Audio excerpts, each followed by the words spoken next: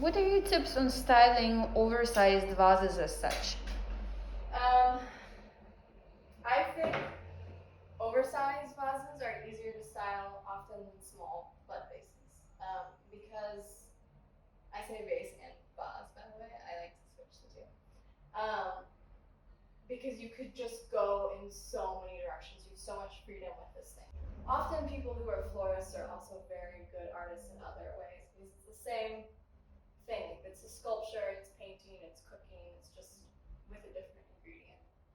So I really love that about flowers. Like I'm exercising a muscle in artistry in one specific way, but I could apply it to so many other skill sets.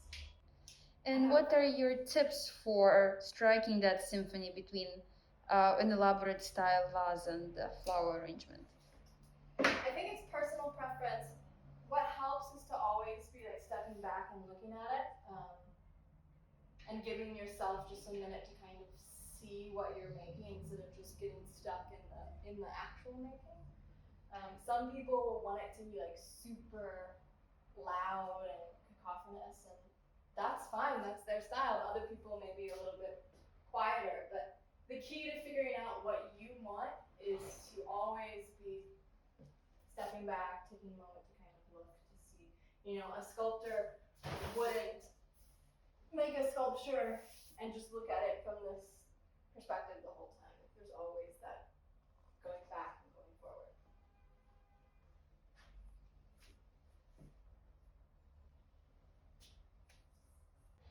Can you please talk me through of how you style this and what are your tips on styling vases? Sure.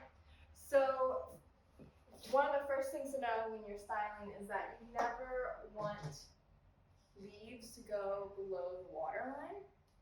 So the first thing we're going to do is fill this up with water, and then we're going to select flowers kind of based around the color theme, and we'll cut them to size.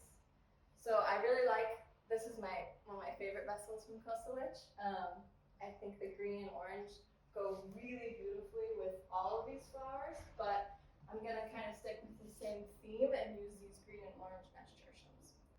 And what is the importance of flowers in the home?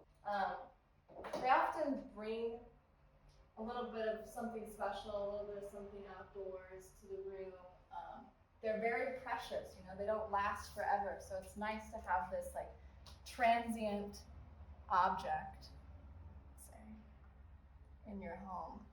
For years they've been given to people as gifts for birthdays, for weddings, for home warmings. You know, they're just a universally recognized symbol of affection.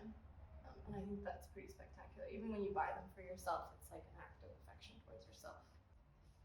Branches are really cool because they're really tall, first of all, so they work really well for such an elongated base like we have here. I think we want to go a little, actually that might be quite perfect. I really love the shape of this branch and how gestural it is. And what are some other tips you can give for keeping flowers alive as long as possible?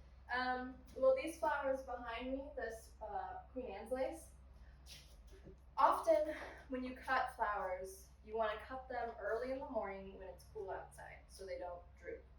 But if you can't do that, or if for some reason after you cut them they get a little droopy, the best thing to do is to boil some water, put it in a little vessel, like a glass container, and put the stems in that boiling water for at least 30 seconds before then putting them in cool water. That's going to help open up the stem and get them to do a long drink of cool water, so it should revive them. So if you have droopy flowers, it's pretty cool to see because you can actually see them like come upright. Flower food is really good. You can buy flower food from your local florist or from the flower market here in New York City, or even from online.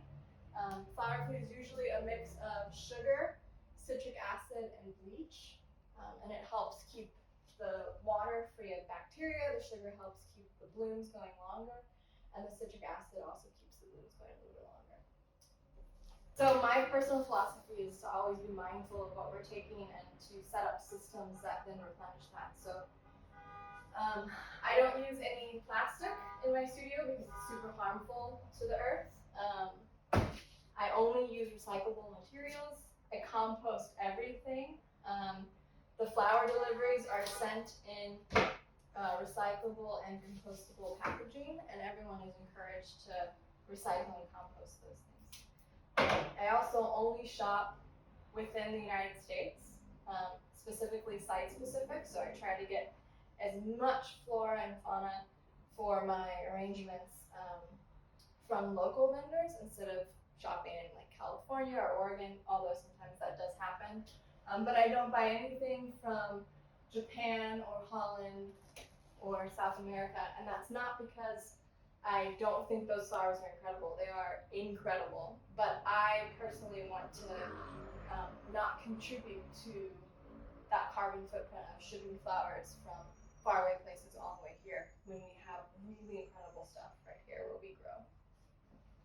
So my work is centered around that philosophy. Also, I just have a great deal of wonder around the natural world. Like when I go on hikes, they're supposed to take 2 hours, they often take 5 hours because I stop and look at every little thing. So I am always wondering at natural things, and I want to bring that to someone's table or to someone's event or to someone's birthday party, is like that sense of wonder. I think if we can get people to wonder at flowers like they did maybe when they were children, then they'll feel more responsible towards doing things every day to maybe protect those things, and we need more of that. I have these little trimmings from earlier that I cut off of the branches, and they are just perfectly sized for this vessel. So cool, perfect. I really like it when it arches one way or the other, not necessarily has to be balanced evenly. Trees don't always grow that way, so it's nice to mirror that asymmetry that you're going to find out on a hike in a vessel in your